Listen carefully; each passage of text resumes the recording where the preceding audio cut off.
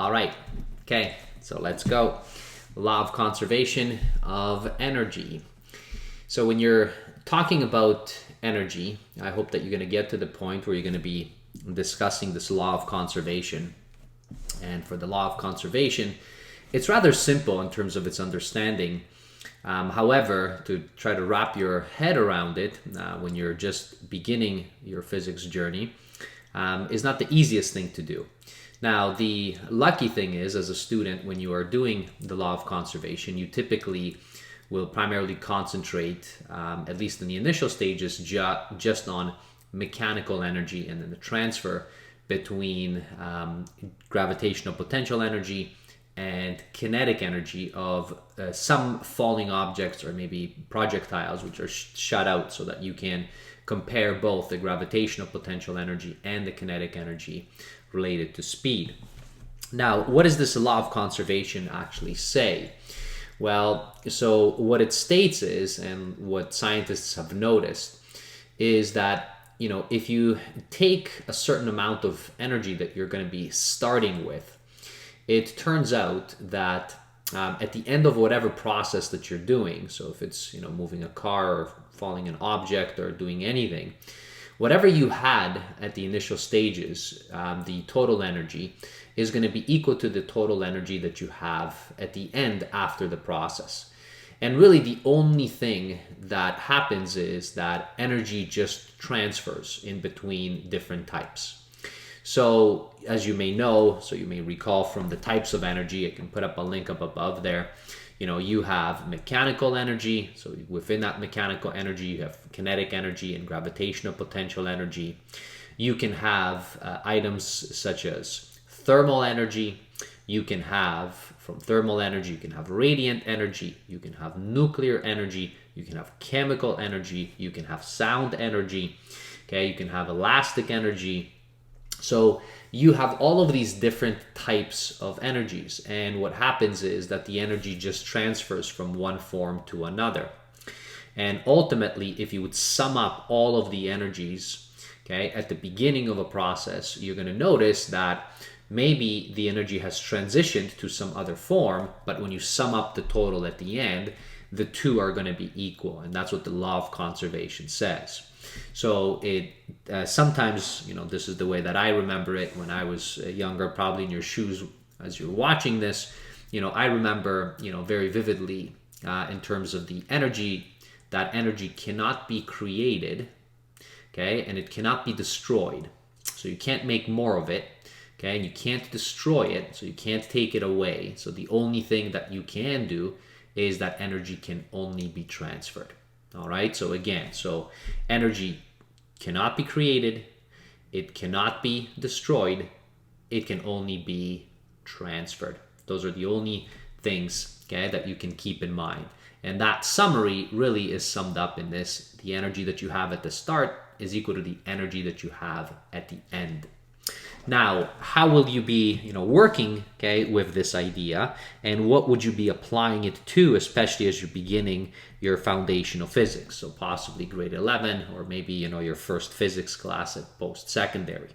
So in this case, how you're typically should kind of get into this is, so far you have just studied mechanical energy, and mechanical energy, okay, is the summation of your kinetic energy plus your gravitational potential energy. That is the only thing. I can put up a link up above there to mechanical energy, which will kind of go into a little bit of a detail and give you an example.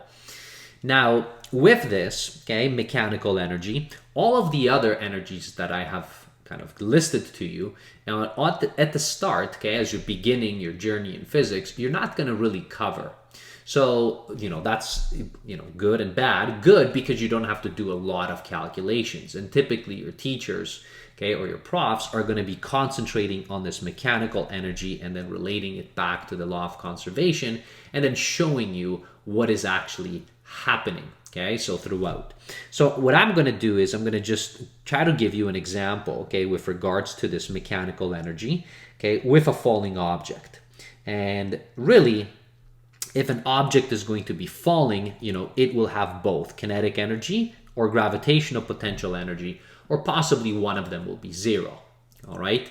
So now, what do we mean by an object falling? Okay, so in this case, let's imagine, okay, so this is what we will have. Okay, so we have an object, and let's imagine that object is some ball. Okay, and it is at some distance, okay, height, which is related back to the ground. Okay, so let's imagine that the ground is over here, okay, and this is the distance away, okay, from the actual ground. Now, I'm going to make the actual numbers up so that we can actually see what's happening here. So let's imagine that this height right here is equal to maybe 100 meters. So it seems like it's really tall, right, or really high. Let's also assume that the mass, okay, of this object, just for simplicity, is 1 kilogram. All right, so we're going to be assuming that. And initially, we're going to assume that my initial speed, okay, is equal to 0 meters per second. All right, so that's my main assumption. So let's call this, okay, the time. Okay, this is going to be the time frame where time t, okay, is equal. This is going to be my first time. It's going to be equal to 0 seconds. All right, so this is right in the beginning. And now let's see what we mean by this law of conservation, okay? And our ultimate goal is going to try to show that what we're going to be running into is that this mechanical energy, which is the total energy that we're interested in, when you're going to be adding your kinetic and your gravitational potential energy, is always going to be constant. And that's the ultimate key. So when we do have here, okay, so when we have energy at start equals energy at the end, that means that it remains constant. It remains the same, whatever you had in the beginning, okay, within. So let's see if that is actually true. Now, we do have to make some assumptions, right? Because if we're only going to be talking about kinetic and gravitational potential energy related to this one item, so that is the energy, how much this item carries, then we can't really have air resistance, because if you do have air resistance or any kind of frictions, then that energy will now transfer to other objects, right? So air resistance means that you have particles along the way, and this ball would be hitting these particles and obviously moving them out of the way. So some of the energy would transfer to the other particles. But let's remove that all so that we're not transferring. We're just kind of dealing with the environment where all the energy is basically within this ball that is falling. So there's going to be no air resistance at all. So what happens in this case? Well, in this case, what's going to happen is that initially your kinetic energy is going to be 0. You are not moving at all, right? So your speed is 0. So your kinetic energy, which is 1/2 mv squared, okay? There we go. That's for kinetic energy if you want a reminder. Then basically, since that v, that speed is 0, there's no kinetic energy, which means now that all of the actual energy, okay, at least the mechanical energy, is basically within gravitational potential energy. And that would be your mass multiplied by gravity, okay, and then the height or the displacement relative to a surface. And I can put up a link up above there for you for gravitational potential energy if you want to see that derivation. So with that in mind, so mass is 1 kilogram, my actual gravity, okay, is 9.8, and then I am 100 meters away. So within here, so if you do this calculation, this is going to be 980 joules that you will have. And therefore, if you're going to be calculating your mechanical energy, then the total is going to be just 0 plus 980 joules. And of course, this is going to be just 980. That shouldn't surprise us. All of the energy is gravitational potential energy for this object because it's not moving at all. And that would be your start. And this would define how much energy you have at the start. All right, so now this would be right here. So that's the start that we're starting off with. And now, as soon as you allow your time to tick and you let this ball go, so this ball all of a sudden now, okay, if you let it go, it's going to start to fall. Okay, so I'm going to duplicate it, now it's going to start to fall. And obviously, as it starts to fall, this actual height, okay, that you have, well, it's going to be reduced. Now, how far is it going to fall will depend on how long it has been falling for. So obviously, initially it's going to start to slowly fall, but then it's going to pick up speed because it's being pulled by gravity. And since we're neglecting air resistance, then it's falling rather quickly. It's accelerating downwards rather quickly. So, let's imagine that we have here some other time frame. Okay, so here let's, for instance, say that, what happens after t, and then maybe, let's call this 2 seconds. So 2 seconds later, what will happen? And what we want to be able to see from the law of conservation, that, well, initially we had 980 joules, and now we want to see 2 seconds later, if indeed the amount of energy is constant, if it is the same throughout the process. And this will anytime, so it could have been, half a second, 1 second, 2 seconds, 3 seconds, so long as you're not going to hit the ground, because if you hit the ground, then obviously, the energy is going to get dissipated into actually, moving the ground, and hitting it. So there's going to be a lot of, energy that's going to get transferred into other forms, and no longer just being within that ball. So we're going to be assuming that we're kind of through the whole process of this ball falling, what is happening with the energy. So let's see it, right? So at 2 seconds, the question now is, okay, so what's my kinetic energy? Well, it's going to be 1/2 times the mass. Well, the mass is just 1 kilogram, and it's going to be times the speed. Now, I need to know what the speed is. Well, so for the speed, if you neglect air resistance, so that means that V final, or V at 2 seconds, is going to be your initial speed plus your acceleration multiplied by the amount of time that has passed by. Well, my initial speed was 0.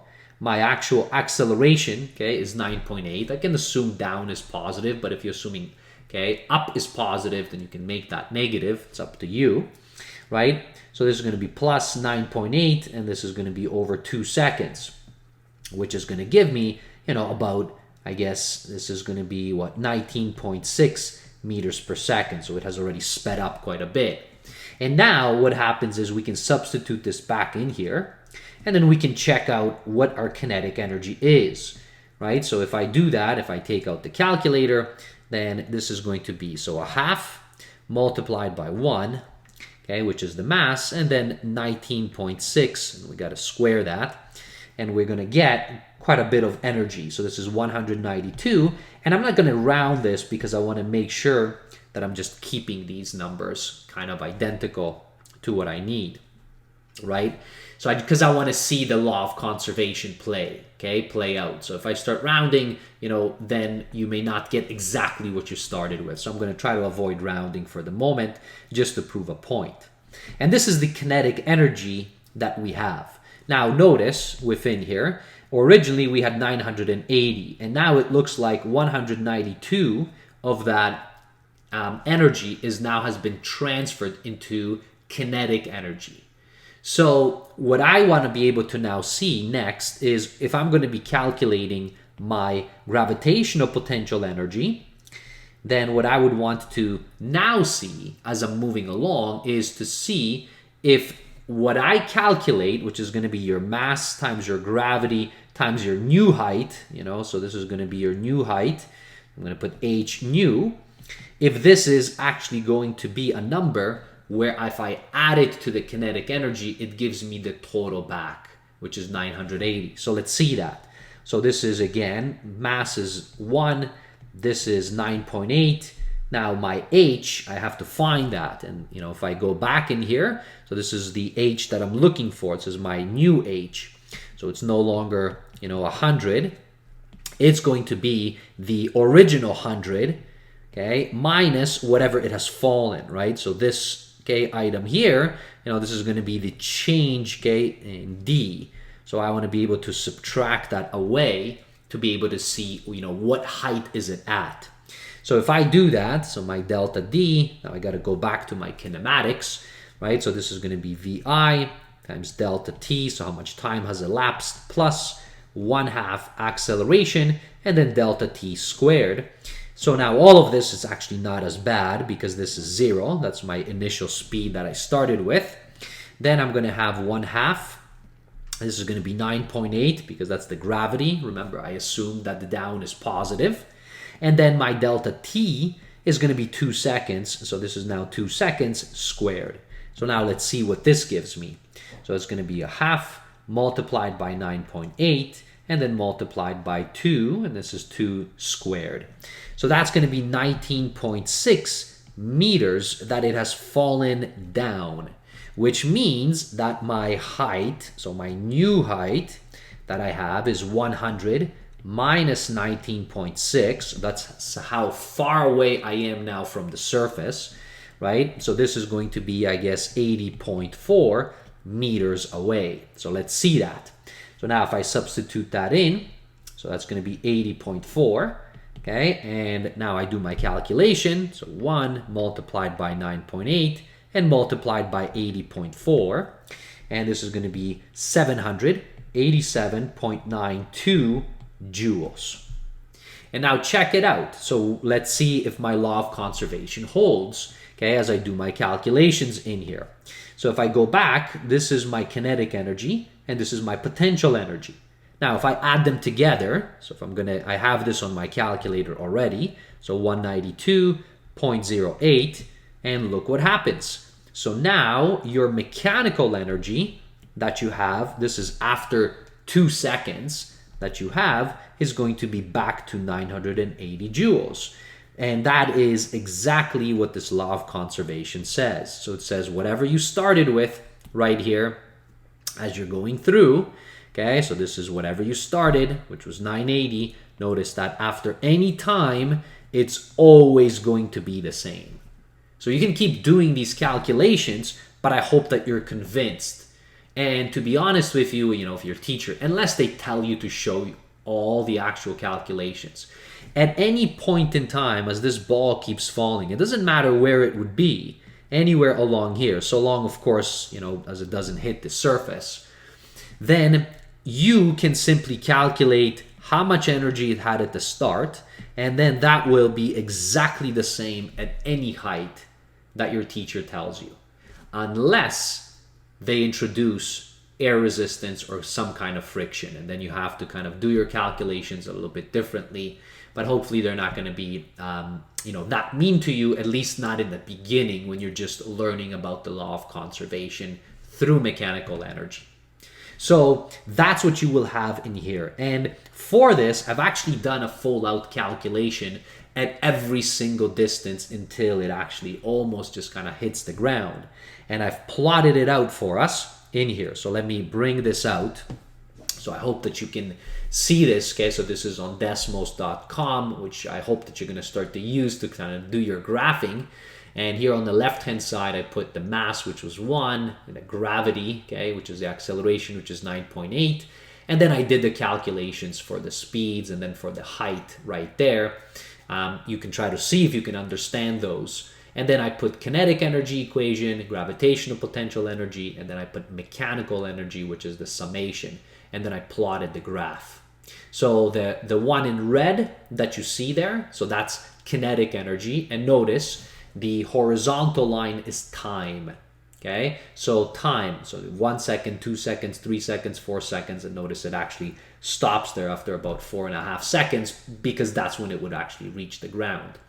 And in the beginning, so time equals to 0, so notice right here, so the amount of energy that you have, it initially is 0 kinetic energy, and all of it, which is the blue, which is going to be all potential energy.